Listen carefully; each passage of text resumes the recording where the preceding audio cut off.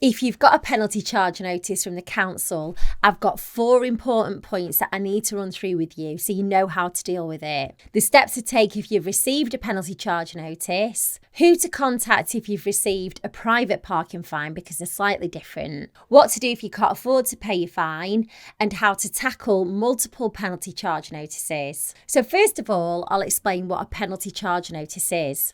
I'm going to call them PCNs from now on because it's shorter. A PCN is issued by the council on public land like a council car park or a high street. Fines can range anywhere from 50 quid to an extortionate 130 quid. Now, this depends on where you are in the country and how serious your parking offence was. It's really important not to ignore a PCN.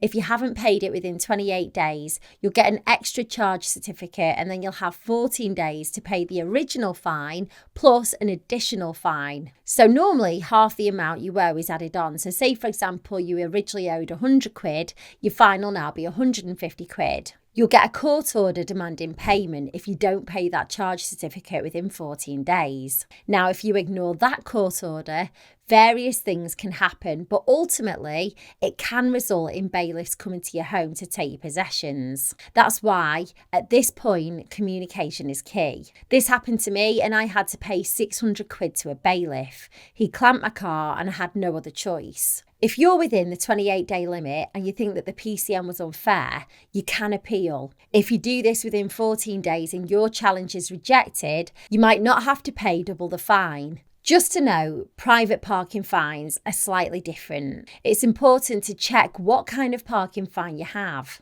This is because the rules for dealing with missed payments are different. Private parking tickets are not official fines, so think of them more as invoices. If you receive one and you think it's unfair, you're well within your rights to appeal. I'd recommend using the independent adjudicator called Poplar, Parking on Private Land Appeals. I'll put a link in the description below so that you can check it out. If you can't afford to pay your fine, or if you decided not to appeal your parking ticket and you can't find the cash to pay your parking fine, then it's best to get advice as soon as you can, especially if you've got other debts. If you do have other debts, it's important to prioritise your debts so you can work out which one to pay off first. You may want to speak to a debt charity like Step Change for advice. If you've had multiple parking fines, your council might be able to set up a payment plan for you where they stagger the individual payments. It'll really help your case if you can explain how much you can afford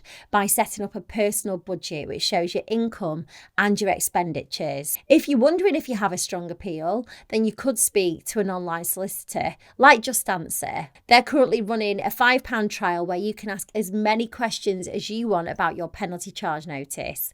So I'll leave that below the video for you. Good luck.